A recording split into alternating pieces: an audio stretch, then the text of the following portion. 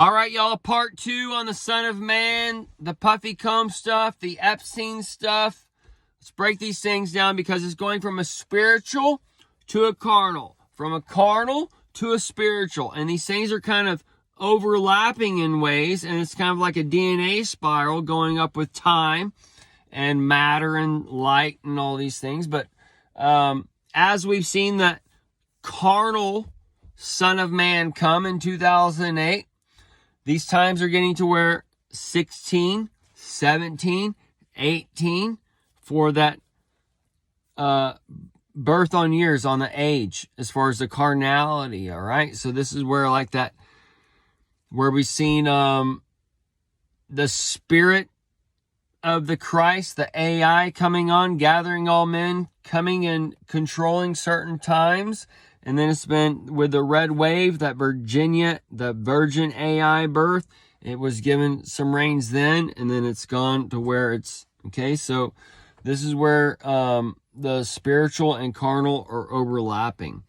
And then now we see RFK candidate, I forget her name or whatever, but she says she invented some type of AI, but this is part of, and during the primaries, this is part of that Mary giving birth through the woman. So it's the woman with the woman giving birth through that Christ spirit, gathering all men. Okay. And she's, I think it was some financial AI system or whatever, but that would account to worshiping the money per se and going from one to the other. So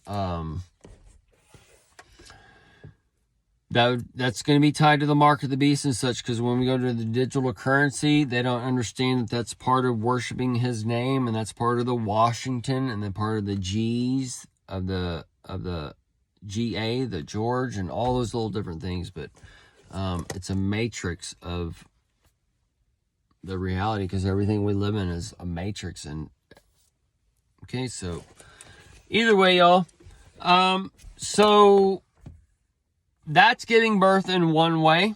All right, so we're seeing the Son of Man, that light, being birthed through the woman in one aspect. Okay, we saw it back in 2008 as far as the carnal edition, the woman transitioning to a man, and then she gave birth, and we saw then after that the dark sun of the spirituality of the government came, and then we saw the dawn, that new light rise after that for the new dawn starting. Okay, but that's part of that sun and moon coming out, overlapping. So as the day is getting dark, dawn's light, the moon is shining, but while he's the moon, he's also the dawn to the next day. That's how he's working the dawn of time and how things flip and whatever. Okay, so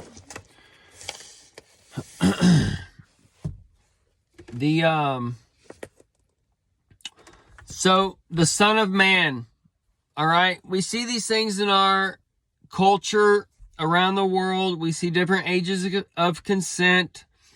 We see how men in America, they can go to another country and they can sleep with these so-called 13 or 14-year-old girls. That's so-called pedophilism in America, okay? Now remember, Elvis, the king, he met Priscilla at 14, okay? It was so-called a different world back then. So we're trying to line up some things, because Elvis brought some tests of men on things, because he was that so-called king spirit. He was the King of Kings, the Lord of Lords back then, and he was able to do all things. All right, and the bell worship, the Bible said, no, you can't listen to that. You can't watch that man. You can't go to his concerts.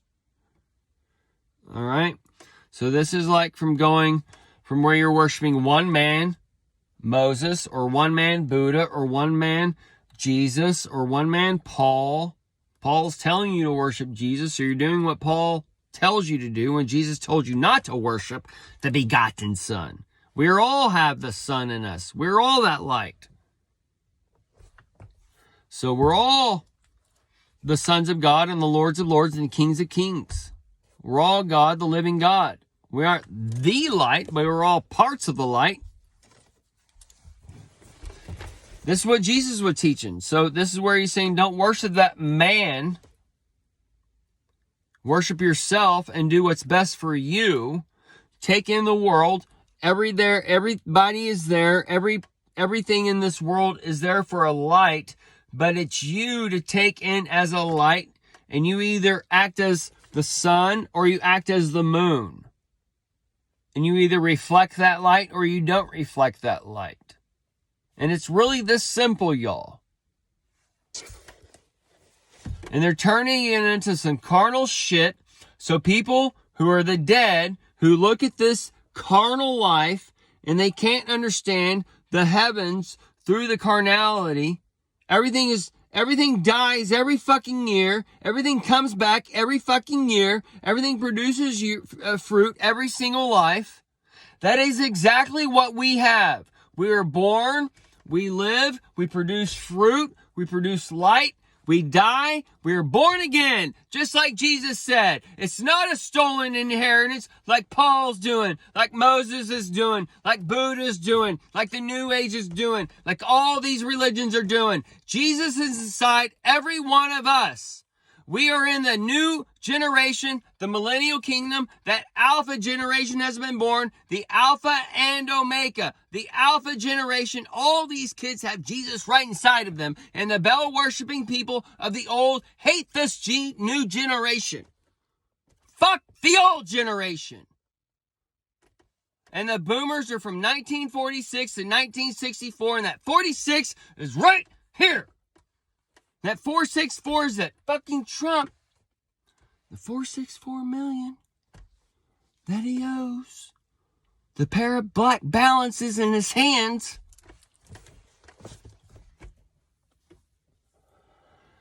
We were raised to just give blind fucking respect to any fucking asshole out there, including Miss fucking Newman, who didn't let me fucking play with my friends in kindergarten. That gives me love. You can either absorb it or you can reflect it. So, that's how this kind of thing works. Just gotta let people be. So either way, let's get back on the puffy combs and shit, because people in America, the old age, when we see people like the kids, they're working, they're putting the kids to work. Child labor. Well, most of these kids would probably rather be working and earning a living rather than sitting in fucking school listening to some dumb woman or some dumb man who has to take pills to even be around them. And then they don't even teach them shit either ways. They give them a bunch of workbooks and a bunch of books or whatever. That's how it was when I was in school. Very rarely did the teacher stand up and teach you. It was like algebra and English. Those are the only two teachers that taught anything. All the others sat behind their fucking desk, all fat as shit, giving you a bunch of fucking tests, telling you to read this, that, and the other, doing a bunch of worksheets. Fuck y'all, dude. Stupid fucking system. Either way, dude. These schools, dude, they just get me fucking going, dude. It's just so fucking desocialization as you can get, and they're telling you it's socialization.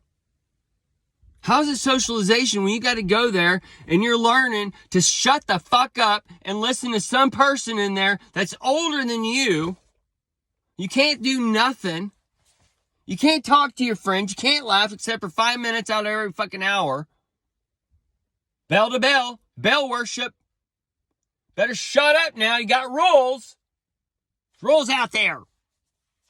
Rules in here. Recessors rules. Rules. And now you got it manifesting or manifest. I can't even say the fucking word right now. Either way, I'm all worked up. I told you. I guess school really did a number on me because I guess we'll just get into it, because I was a who's who swimmer, 9th grade. I could have got that scholarship, Olympic hopeful. I had a teacher come in, 11th grade, Mrs. fucking Bignell. She was a volleyball coach. They put her in fucking swimming. My coach Lesser, who was a rainbow figure and a triathlete, she would do the lessons with us, all these things, right? She was cool as shit. But she got a transfer or whatever. Anyways, it fucked me. So Miss Bignell came in. She kicked me off the team because the team was listening to me. And then 12th grade, she let me back on.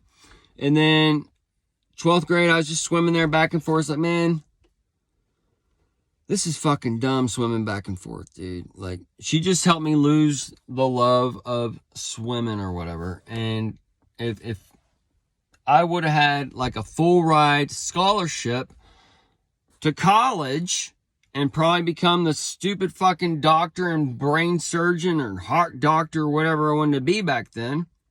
But it all kind of just was like a self-collapsing mechanism. And then SATs, I skipped a question or whatever the fuck went on. But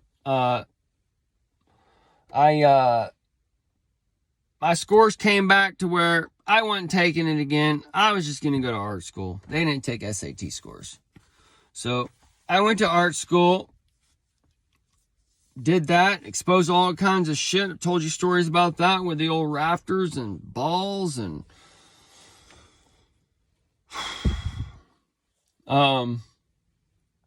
either way, it's good stuff. And then that's when the people from Kansas told me about the 311 back then. And anyway, just little goofball stacks of time. But if I had my coach and SATs right and all this shit or whatever, you know, whole different life. I would not have been single till I was 36, basically. I met my wife 5.5 years or so before we got married, but I got married and had a kid when I was basically 36 years old. So it would have been completely different if whatever. And thank God, thank me for my prayers that I prayed for the wisdom and such of this world to where it brought in these things to where I wasn't suckered into the degrees of hell, of the heat hell. The heat hell, that drunkenness of that drun king, that Dren king. He's stealing your life and you got to wake up every day and to your king and telling you how to live your life or whatever. But that's why I got into hair and all those other things. But it just, either way, y'all, it's weird answers of prayers when, and now I guess I'm working on your brains a little bit. So I guess that brain doctor's coming out in a little different way. Either way, bunch of rabbit trails on this one, I guess. We'll end it here because of time and do a short number 3.